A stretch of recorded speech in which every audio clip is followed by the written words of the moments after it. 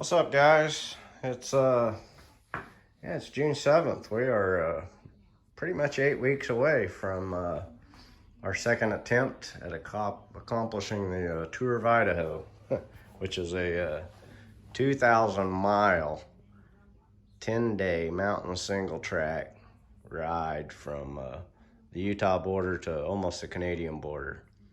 Last year we got 1,200 miles in on day 6 and ended up getting ourselves cliffed and ended up calling it. But this year gonna be riding this is a 2021 KTM 350 EXC. That's the street legal version of the dirt bike. KTM mods I've done. I removed the US spec lights and turn signals and put on this Takamoto tail tidy kit. That one little light is still functional as turn signals, brake and tail. Put the enduro plate, license plate bracket on there. It allows you to fall over and not break your fender or the license plate mount. I've got the giant loop tail rack and then the giant loop Mojave saddlebags. Last year we ran the Moscow Moto. These seem to suck up a little bit tighter, so we're trying them this year.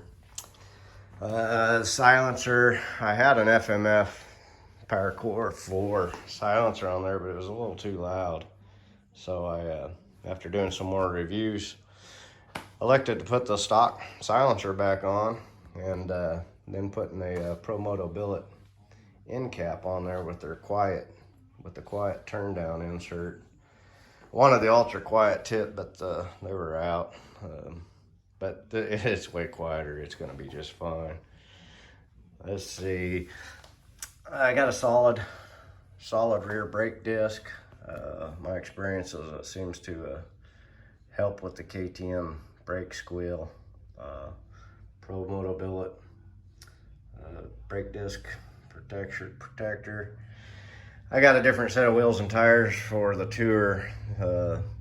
What's going to go on there is for the Tour we're running the AT81 with the reinforced carcass, and those wheels have been balanced and got the ultra heavy duty tubes in them. So we'll put them on right before the trip. Suspension. I did the suspension on this bike, and we went with MX Tech, and that's an MX Tech National Shock. And then we've got the MX Tech Lucky Carbon fork inserts, and man, I am impressed. That suspension works good now. See the EXC, it came with the the O2 sensor, smog pump, all that crap. So we've got all that stuff removed. Pulled the reeds out of the intake. The EXC bike comes choked up pretty good. So we removed the reeds and we put the SX air intake boot on there, so there's no restrictions. Of course, doing that, had to put a Vortex ECU, which is under the seat, and this bike is a ripper now, man. It runs really, really good. Recluse Radius CX clutch, IMS core, foot pegs, so I have a little bigger platform and a bigger brake tip. Carbon fiber pipe guard.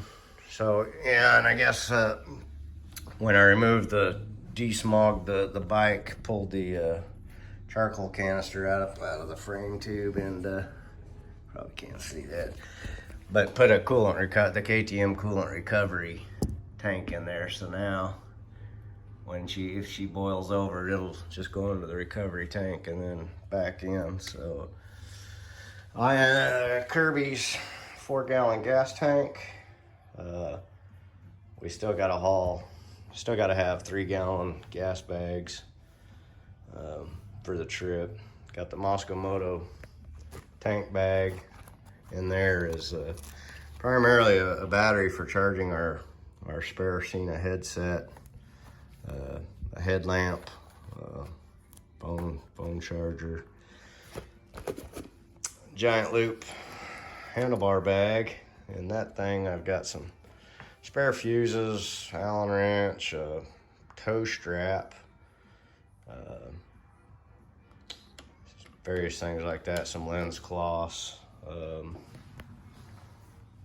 Got the Pro Moto billet Radiator Guards. I wasn't gonna do that, but after seeing that Pete King Trail video from last year, it was so overgrown, I was getting nervous about something jabbing a hole in my radiator. So put them on.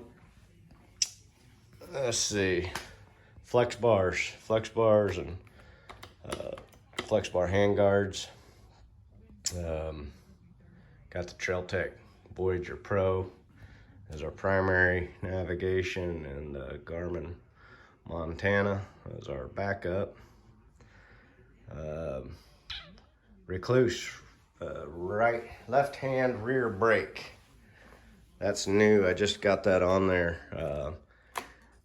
It would have been handy last year to have that on those when you're coming down them right hand switchbacks, and you know, also by running the Recluse, you don't have an engine brake, so if you're stuck on the side hill and needing to you know, get on the other side of your bike, you can't let go of the dang brake. So I think that's going to come in handy.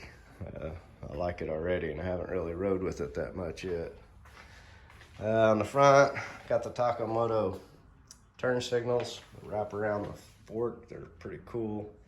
They also have a run light feature, but I didn't hook that part up. I didn't want them on all the time. Let's see, Baja Designs XL80 Pro, or XL80 headlight. That sucker is bright. I got the moto-minded mount, so you can actually adjust it by just pushing on it. This antenna here is for it's the buddy tracker feature of the Trail Tech, which is a cool feature. So, you know, my partner, I can always see where he is on the screen of my Trail Tech with the buddy tracker on it. This switch here's heated grips. I don't like my hands to get cold, so we got heated grips on the bike. Front fender bag, I've got it pop riveted onto the fender just to help keep it more secure, but that's a spare 21-inch tube, a hand air pump, some CO2 cartridges, a patch kit in case we had to patch a tube. So that's what's in there. Really haven't done anything to the front of the bike. SRT air bleeders. The SRTs have three seals in them. They leak less than others. As you can see here, I made that mount for the Montana, and I've got it just drilled into the same mount that for the flex bars. So that works really good. You know, that GPS is more exposed than I'd like it to be, but you know, we're not racing. Last year, I think I fell over a couple of times. You know, you lay the bike down several times, but it's always slow speed and controlled. But I think I only had one wreck, and so I think it'll be fine. It'll have to be, because I don't know where else to put it. Let's see, what else? Yeah, let's see, down here we got the aftermarket chain guide. I got the Tusk axle adjusters, make it a little bit easier. Before the trip, I still got to I have Dirt Tricks front sprocket, steel front sprocket, steel rear sprocket, the Dirt Tricks cone washer that keeps the pressure on that seal a little better, and a new DID chain. that'll all go on right before we head out. Oh yeah, the fuel filter in the tank, I replaced the stock plastic filter with I forget who makes it. It's an aluminum filter, much better quality. It's cleanable. I replaced the stock tank. The fuel outlet is plastic, and that made me nervous. So I bought those are Takomoto company billet aluminum outlet. Same with their quick disconnect. That was plastic as well. So now that's aluminum. I got rid of the little end finger screen that comes on the KTM, and I put the Gulan filter. It's a lot bigger filter, and it's cleanable. So let's see, on the air intake, I've got the leads for the battery jump starter in there, and you know, I do have the aluminum basket